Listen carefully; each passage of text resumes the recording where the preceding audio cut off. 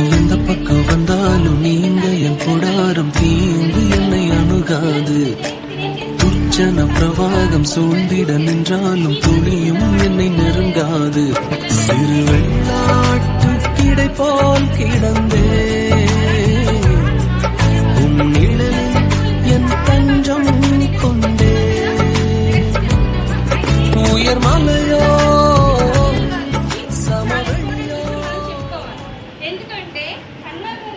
జీవితంలో తను చాలా ప్రార్థన, ఎన్ని సంవత్సరాలైనా సరే తనకి దేవుడు పిల్లలు ఇస్తాడు అనే నిరీక్షణ కలిగి ఉంది. ఒకరోజు 2 రోజులు ప్రార్థన చేసి విడిచిపెట్టలేదు. సంవత్సరాలైనా సరే తను ప్రార్థన అనేది మానలేదు. 1 రోజు 2 రోజులు చేసి తను విడిచిపెట్టలేదు. నాకు బిడ్డలు కలిగేదాకా నాకు దేవుడు బిడ్డలు ఇస్తాడు అనే విశ్వాసం తను పెట్టుకునే ఉంది. మర్చిపోయిందా? 1 రోజు ప్రార్థన చేసింది, 2 రోజులు ప్రార్థన చేసింది, పిల్లలు పుట్టలేదని చెప్పేసి వదిలేసిన ప్రార్థన జీవితము. మనమైతే ఏం చేస్తాము? మనకి ఏదైనా జరిగిందా? ఓకే, వేసే అంటాం. లేదంటే దేవుడు ఏం చేయట్లేదు, మనకి దేవుడు ఏమి చేయట్లేదని ఒకలాంటి భావంతో. కానీ అన్న అలా చేయలేదు. ఎన్ని సంవత్సరాలైనా సరే తన ప్రార్థన అనేది మానలేదు. 1 రోజు ప్రార్థన జీవితం కాదు తనకి. 1 రోజు ప్రార్థన చేయడం వల్ల తనకి సమయాలు కలుపుతలేదు. ఎంతో ప్రార్థన చేసుకుంది, ఎంతో విశ్వాసంతో ప్రార్థన చేసుకుంది. అయితే తను దేవుడి సన్నిధికి ఎవరు చూశారు? ఏలీ గారు చూశారు. ఏలీ గారు చూసి ఏమనుకున్నారు? ఫస్ట్ ఏమనుకున్నారు? నువ్వు మత్తురాలువై ఉన్నావండి దేవుడి సన్నిధిలో అని చెప్పి కోపడ్డారు. అంటే ఎందుకలా ఉంది? తను కళ్ళు మూసుకొని ప్రార్థన చేసింది తప్ప పైకి అనే సౌండ్ అనేది రావట్ల. అర్థమవుతుంది? అంతసేపు గమనించి ఏలీ గారు ఏం చేశారు? నువ్వు మత్తురాలువై ఉన్నావేంటి, ఇలా ఉండి నువ్వు దేవుడి సన్నిధిలో ఉండకూడదంటే అప్పుడు అన్న ఏమని చెప్పుతుందంటే, నేను మత్తురాలు కాదు, నేను మత్తురాలుగా లేని నీ ప్రార్థన చేస్తున్నాను. నా హృదయం చాలా వేదనతో ఉంది. ఎందుకు వేదనతో ఉంది? తనకి పిల్లలు లేదని చెప్పేసి చాలా బాధపడుతుంది. నేను అలా బాధపడుతున్నాను, ప్రార్థన చేస్తున్నాను, నా తండ్రికి నేను మొరపెట్టుకుంటున్నానని చెప్పేసి తను చెప్పినప్పుడు నీకు తప్పకుండా దేవుడు బిడ్డలు ఇస్తాడు అని ఎవరు చెప్పారు? ఏలి చెప్పారు. ఏలి చెప్పిన తర్వాత అప్పటి వరకు కూడా తనకు దేవుడు ఏమైంది? తను ఏలీ గారు వచ్చి చెప్పారు, నీకు ఏం కాదు, బిడ్డలు ఇస్తాడని చెప్పేసి అని అన్న తర్వాత తను ఉపవాసం విడిచిపెట్టి చెప్తూ ధైర్యం వచ్చింది. అంటే దైవజనులు చెప్పిన మాటకి తిని విశ్వాసం పెట్టుకుంది. ఎందుకు? అక్కడ ప్రార్థన చేసుకుంది. దేవుడు దైవజనులు చెప్పిన మాట విని, అంటే నా ప్రార్థన దేవుడి సన్నిధికి వెళ్ళింది, దేవుడు ప్రవక్తకు చెప్పారు, ప్రవక్త మనకు చెప్పారు. ఇక్కడ ఏలీ గారు న్యాయాధిపతి. ఎవరినైనా న్యాయాధిపతి అని చెప్పాడు. తను ప్రధాన యాజకుడిగా ఆ యొక్క మందిరంలో ఉండేవారు. అర్థమవుతుందా? ఆ మందిరంలో ఉండి తను చెప్పిన మాట తను నమ్మింది. నమ్ముటని వలనైతే నమ్మువానికి చెప్పాలి, నమ్ముటని వలనైతే నమ్మువానికి సమస్తము సాధ్యమే. ఇక్కడ అన్న నమ్మిందా లేదా? అన్న తల్లి బిడ్డలు కలుగుతారని నమ్మింది. అయితే ఇక్కడ ఏలీ గారికి 2 కుమారులు ఉంటారు. 2 కుమారులు చూడండి ఒకసారి. 1వ వచనంలో మనకి 1వ అధ్యాయంలో 3వ వచనం లాస్ట్ లో ఉంటుంది. ఎవరు ఆ కాలం ముందు ఏలీ యొక్క 2 కుమారులు హొఫ్నీ, ఫీనెహాస్. ఎవరు నాన్న? హొఫ్నీ, ఫీనెహాస్ 2 కుమారులు ఉంటారు. ఏలీ గారు ప్రధాన యాజకుడు, ప్రవక్తలు మందిరంలో పరిచర్య చేసేవారు. అయినా సరే ఏలీ కుమారులు మంచివారు కాదు. దేవుడు అంటే తెలీదు. అయినా సరే దేవుడి పని చేస్తున్నారు అక్కడ. ఎందుకు?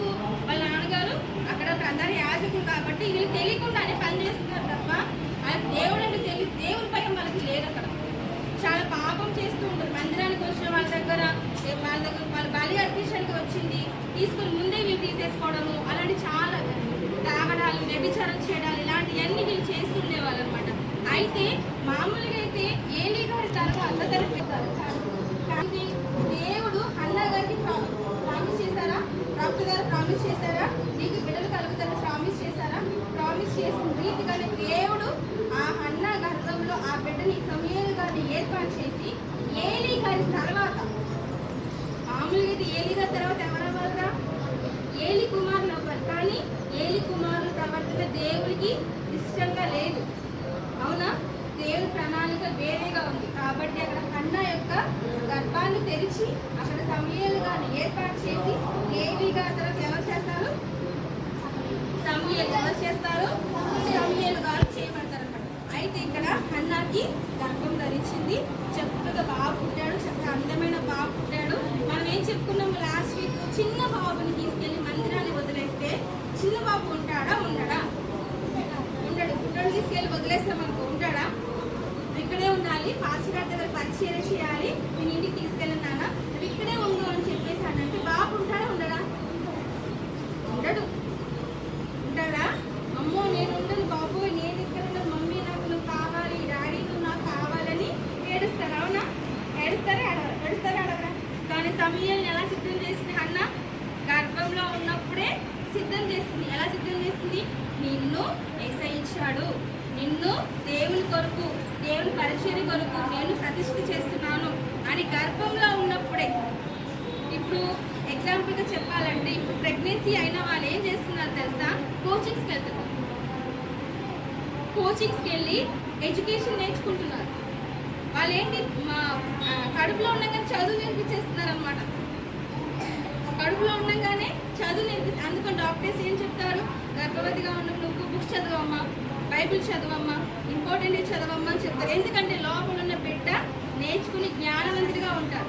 చాలా మంది నేను విన్నదైతే, గర్భంతో ఉన్న క్రైస్తవులు అయితే సామెతలు చదువుతారు ఎక్కువ.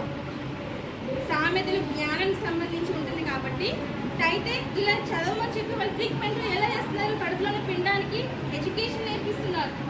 చెప్పుకున్నామా లాస్ట్ వీక్? అక్క వాళ్ళు ప్రెగ్నెన్సీగా ఉన్నప్పుడు నా దగ్గరకు వచ్చారు, బిడ్డలు ఇప్పుడు దేవుడి సన్నిధిలో ఉంటున్నారంటే ఏంటి వాళ్ళకి ఏమైనా తెలుస్తుందా?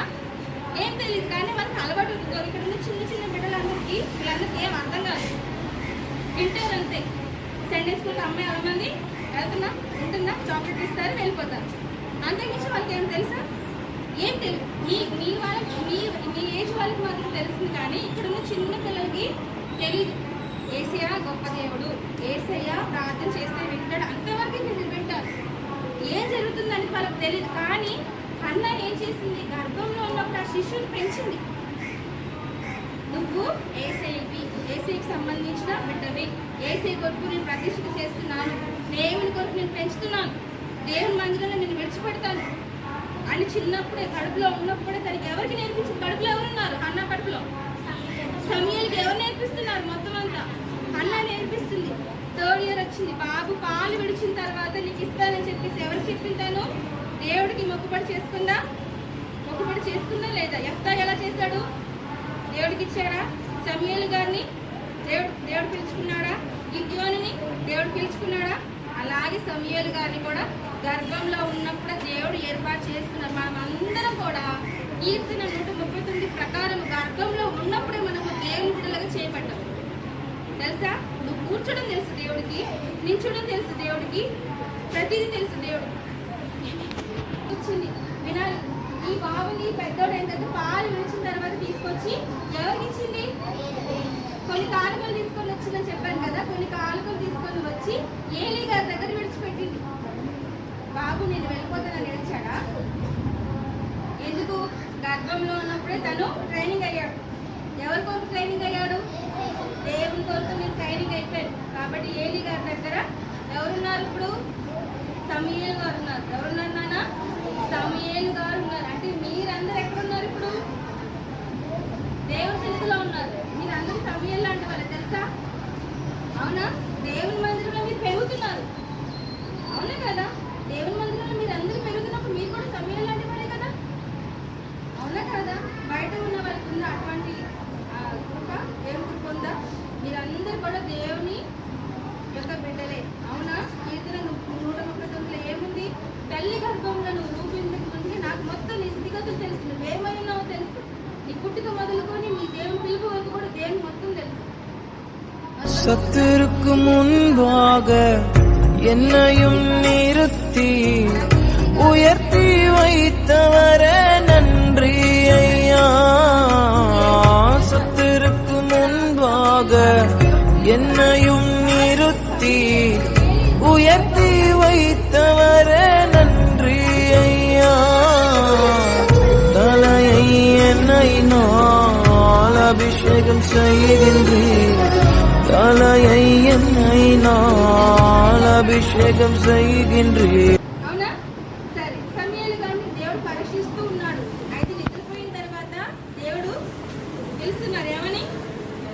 సమూయేలు, ఆశీష్ పిలుస్తున్నారు. యేసయ్య పిలుస్తున్నారు. మానియా పిలుస్తున్నారు. యేసయ్య. జెసికా యేసయ్య పిలుస్తున్నారు. గస్సి పిలుస్తున్నారు. పలుకుతారా? కళ్యాణి పలుకుతావా? కళ్యాణి పలుకుతావా? యేసయ్య పిలిస్తే పలుకుతున్నావా లేదా? సంపత్ యేసయ్య పిలిస్తే పలుకుతావా? సమూయేలు గారు ఏం చేశారు తెలుసా? అమ్మ నన్ను ఎవరు పిలిచారు? లెగిస్తారు, గప్పులు లేసారు. లెగిసి ఏలి దగ్గరికి వెళ్ళారు. ఏలి దగ్గరికి వెళ్ళి చెప్పండి నన్ను పిలిచారు, ఏం కావాలి మీకు అని అంటే ఏలికి అర్థం కాలేదు. నేను పిలవడం ఏంటి? నేను పిలవలేదు నాన్న, వెళ్ళి పడుకో. మళ్ళీ వచ్చింది వాయిస్. రిత్విక్, షన్న, యశస్విని యేసయ్య పిలుస్తున్నారు. వెళ్ళారు, ఏలి దగ్గరికి వెళ్ళారు. ఎందుకు పిలుస్తున్నారు చెప్పండి, మీకు ఏం కావాలి చెప్పండి. Second time. ఎన్నిసార్లు? సెకండ్ టైం పిలిచారు. నేను పిలవలేదు నాన్న, నువ్వు వెళ్ళి పడుకో. ఎందుకు అలాగా అంటే నన్ను పిలిచినట్టు అనిపించింది. మళ్ళీ వెళ్ళి సమూయేలు పడుకున్నారు. మళ్ళీ వచ్చింది వాయిస్. విశాల్, షకీనా ఎవరిని పిలవాలి? శ్రేష్ఠ, ఇంకెవరిని? నోయల్, నోబెల్, రషీద్ అందరూ పిలుస్తున్నారు. యేసయ్య పలుకుతారా? పలుకుతారా? మూడోసారి పిలిచారు యేసయ్య. మళ్ళీ వెళ్ళి నేను పిలవలేదు నాన్న, నువ్వు వెళ్ళి పడుకో. నేను పిలవలేదు, పడుకో. అప్పుడు ఏలికి డౌట్ వచ్చింది, ఎందుకు ఇన్నిసార్లు బాబు వస్తున్నాడు? సమూయేలుని ఎవరు పిలుస్తున్నారో అర్థమైంది ఏలికి.